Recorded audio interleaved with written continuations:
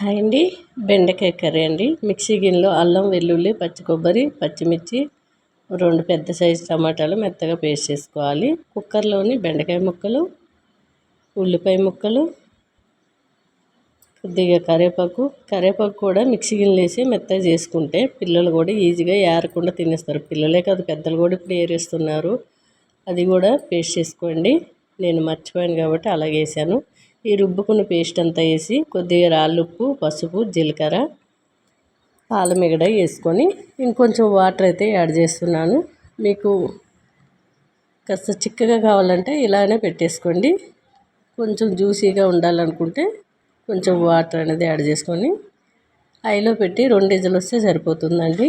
చాలామంది పచ్చివాసన రాదా అంటూ ఉంటారు. బెండకాయ పచ్చిదే తినాలి.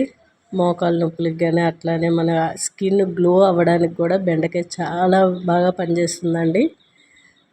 నేనైతే అలా పెట్టి 2 విజిల్లు వచ్చినాక సైడ్ దించేసి కొత్తిమీర వేసుకుంటే చాలా టేస్ట్ ఉంటుంది. పాలండి బర్రెల దగ్గర నుంచి తీసుకొస్తాను.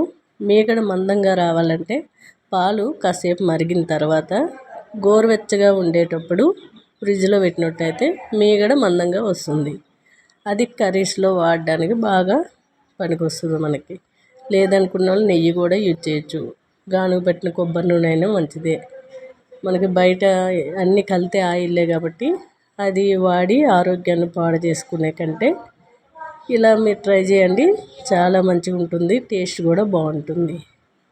చూసారు కదా, చాలా జ్యూసీగా చిక్కగా చాలా బాగా వచ్చింది. టేస్ట్ కూడా అంతేనండి. చాలా చాలా బాగుంటుంది. ఎవరికైనా నచ్చితే ట్రై చేయండి.